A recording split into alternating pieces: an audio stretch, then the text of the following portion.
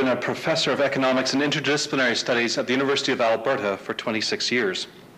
He is a devoted father. He is running for office because of a deep commitment to public service.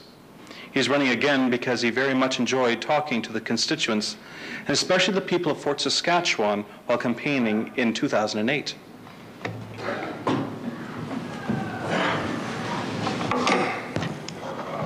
Thank you. Let me first also extend my thanks to the Chamber and the City of Fort Saskatchewan for sponsoring this event. One of the main reasons I've become involved in politics is I think we can do politics better. Everyone I talk to at the doors is tired of seeing all the name calling and the screaming in Parliament. But as a practical person, I know that the only way we can overcome that is to do it better.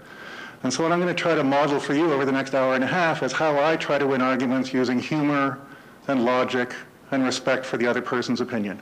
I am going to have to disagree with some things that my opponents have said and done, but I will try to focus on what they've done rather than on their character. And so one thing I want you to think about over the next hour and a half is whether the sort of behavior I model for you up here is what you would like to see from your member of Parliament in Ottawa. And I think you will find that the way I argue is better than what we generally see.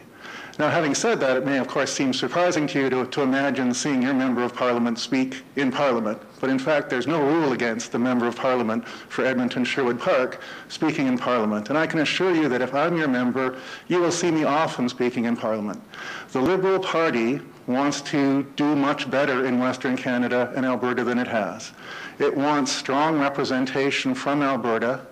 If I am your MP, the Liberal Party will make sure that I am an influential member of their team and will want me to be speaking in Parliament quite a bit. Now, there's a couple of things that you need to have a good representative. One of them is to have someone who listens to you, who understands the issues but listens to you. Okay, as was mentioned, I've been a professor of economics and interdisciplinary studies for 26 years. I thank you as taxpayers for having allowed me to spend all that time learning about things like economic growth and technological innovation. But as a professor, I'm constantly confronting what we don't know. So I'm constantly curious. I'm constantly asking other people questions and getting questions from my students that I need to find answers to.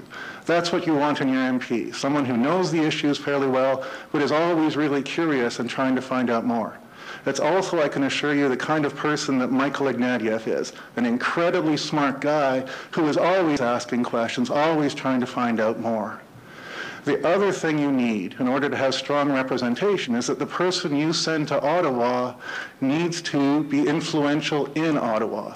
He needs to be a strong member of a strong team that listens to its MPs. And I would encourage you to believe that I am the one person up here who can give you that, who can go to Ottawa and be a strong, influential member of a strong team, and indeed a team that I think is going to be the next government of Canada. Okay, now having said all that, you might think, well, Rick, what are your values? Are you going to represent my values? One of the things that I want to signal to you is a very strong commitment to fiscal responsibility. I am a member of the party that got the last conservative deficits under control, ran surpluses for several years. The Conservatives came along, had erased those surpluses before the recession started. We will do it again. And we will do it by careful cost cutting in the federal civil service. We will not slash and burn through government programs, the good ones and the bad ones. We will identify programs that are no longer serving Canadians. We will find better ways to deliver services because we have to. We've made a pledge in our platform that all new programs will be financed out of cost savings we find elsewhere. We did it before. We found billions of dollars in cost savings in the last Liberal government. I want to be part of the team that focuses in, makes sure your tax dollars are spent exactly the best way. And the point that I would make here is that the people you can trust to do that are the people who know that governments can, if operated right, do really important things for the people of Canada and the people of Fort Saskatchewan. I want to get in there and find those efficiencies so that we can focus our government's energies on things like health care that matter the most to people. Let me finish off by saying when I knock on the doors in Fort Saskatchewan and the other parts of this riding, I see a lot of cringing. People tell me who they're going to vote for and they kind of shrink as they say it to me.